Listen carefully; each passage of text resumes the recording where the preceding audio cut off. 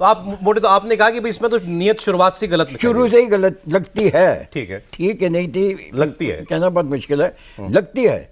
और उसके बाद जो हुआ उसे तो ये चीज़ प्रूव हो गई।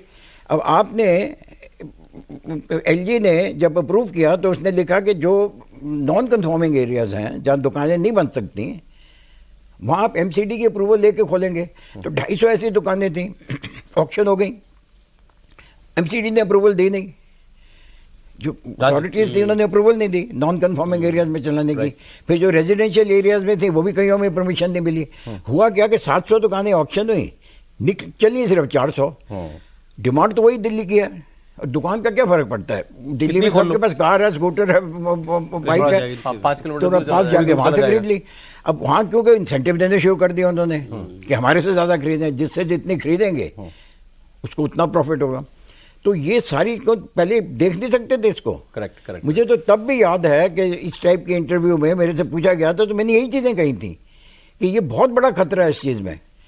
प्राइस फिक्स्ड होती थी, पहले अलाउड नहीं था कि आप फ्री बेच सकें। ठीक है सर। आप तो अगर फ्री बेचना शुरू करोगे तो देखो फिर क्या होगा, क्या रिजल्ट निकला उसका। बिल्कुल ठीक। सर एक चीज और आपसे ये समझिए, ये दिल्ली में एलजी और ये सीएम का झगड़ा जो है क्या है, इसकी जड़ में क्या है, प्रॉब्लम कहाँ है, वो असल बॉस कौन है दिल्ली का, एलजी की सीएम? नहीं, एक्ट तो कहता है कि एलजी। ओके, क्लियर है, एक्ट में क्लियर है। एक्चुअली देखिए, अगर दिल्ली की हिस्ट्री देखिए, पहले सन 51 में ब्रह्म प्रकाश थे चीफ मिनिस्टर दिल्ली के। Delhi was a part C state, part C states होते थे उस ज़माने में। तो ये पार्ट सी स्टेट थी, ब्रह्म प्रकाश चीफ मिनिस्टर थे। ब्रह्म प्रकाश की जो उस ज़माने के होम मिनिस्टर थे, सेटिंग उनसे टकराव हो गया। टकराव हो गया तो 1923 में 53 में दिल्ली की गवर्नमेंट को डिसमिस कर दिया गया and centre took over. Centre का तब चीफ कमिश्नर होता था दिल्ली में। अच्छा जी। आबादी बहुत कम थी, आबादी मेरे ख्याल 15-20 लाख की थी उस ज़माने में। तो चीफ कमिश्नर का प्रोविंस मोरलेस दिल्ली बन गया। उसके बाद डिमांड होने लगी कि पब्लिक की रिप्रेजेंटेटिव भी तो होना चाहिए ना। फिर इन्होंने कहा कि हम म्यूनिसिपल कॉरपोरेशन ऑफ दिल्ली बना देते हैं, उनको काफ़ी रोल दे देते हैं ताकि जो बेसिक काम है वो एमसीडी कर सके। तो 1965 में या याद नहीं मुझे साल, एक एमसीडी बन गई। एमसीडी की इलेक्शन होती थी तो पॉलिटिशियंस में घर गए, फिर भी डिमांड होने लगी। फिर इन्होंने दिल्ली में मेट्रोपॉलिटन काउंसिल बनाई। मेट्रोपॉलिटन काउंसिल डिबेटिंग सोसाइटी थी। काउंसिल में इतने ही एमपी थे, मेरे काउंसलर थे जितने अब एमएलए हैं, मगर ना कोई एक्ट पास कर सकते थे ना कुछ कर सकते थे। सिर्फ डिबेट कर सकते, रेकमेंड कर सकते थे पार्लियामेंट को कि ये आप एक्ट पास कर दीजिए। कंपल्सरी नहीं था पार्लियामेंट के लिए, वो अब भी नहीं है बाय द वे, कि आप असेंबली या उसकी वेट करें। आप अपने आप लॉ पास कर सकते हैं। ठीक है सर, कॉन्स्टिट्यूशन। तो असेंबली फिर कब मिली? उसके बाद वही बोल रहा हूँ, उसके बाद फिर ये दिल्ली की आबादी बढ़नी शुरू हो गई। चरण सिंह जैसे लोग चीफ मिनिस्टर बन गए, उन्होंने कहा जी दिल्ली का हिस्सा, दिल्ली को उसका हिस्सा, वेस्ट यूपी का हिस्सा बना दीजिए, वेस्ट यूपी को पूरी स्टेट में। काफ़ी मतलब पॉलिटिकल कॉम्प्लिकेशंस हो गई। तो इन्होंने दिल्ली में इन्होंने एक कमेटी बिठाई, सरकारिया कमीशन थे शायद। उन्होंने कहा कि अब दिल्ली को हम स्टेट, और बीजेपी पावर में आ गई या जनता में आ गई, जो भी था उस ज़माने में बीजेपी थे शायद, तो ये पावर में आ गए। इनकी बहुत पुरानी डिमांड थी स्टेटहुड की, शुरू से ये डिमांड कर रहे थे। तो स्टेटहुड दो, तो अब देनी पड़ गई। अडवाणी जो दिल्ली से मेट्रोपॉलिटन काउंसिल के चेयरमैन थे, वो डिप्टी प्राइम मिनिस्टर बन गए। अडवाणी जी जो पहली म्युनिसिपल मेट्रोपॉलिटन, उसके उनका पहला पॉलिटिकल करियर लालकृष्ण अडवाणी का वहीं से शुरू हुआ। नॉमिनेटेड काउंसलर थे वो। सर सॉरी, बस सर टाइम कम रह गया। वो जो आप कह रहे थे, आप क्योंकि मैं जल्दी से खत्म कर देता हूँ।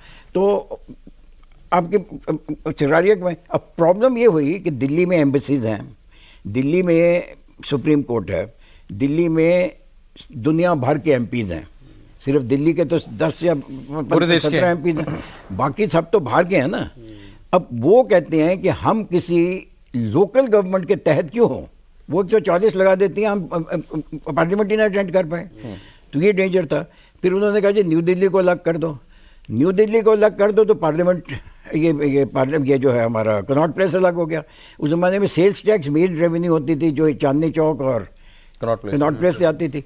चांदनी चौक का ये हुआ कि प्रेसिडेंट कैसे जाएंगे दूसरी स्टेट में झंडा फहराने, सॉरी प्राइम मिनिस्टर जाते थे, लाल किला कैसे जाएंगे? लाल किले जाते थे, प्राइम मिनिस्टर दूसरी स्टेट में जाएगा क्या झंडा फहराने? तो अंदर की बातें बता रहे हैं। वो भी बाहर रखो, तो सारा ही बाहर रखो तो बचा गया।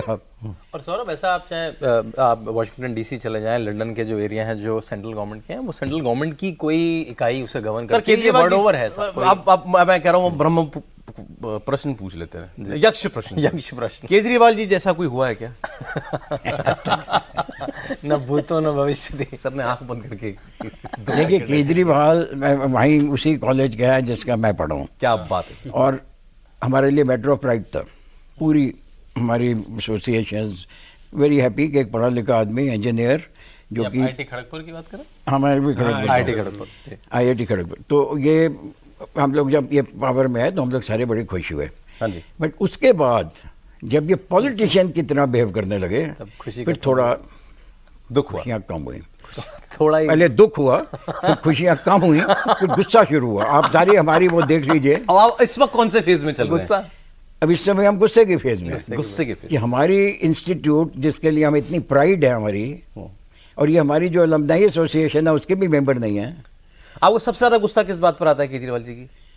जो सबसे बड़ा गुस्सा ये होता है कि इतने पढ़े लिखे आदमी आप अब सेंट्रल सर्विसेज में पास हो गए हैं और आप एज ए पॉलिटिशियन क्यों बिहेव कर रहे हो? तो he is a politician sir. No, he is not a politician, I am sorry, he is a good man who has become a politician.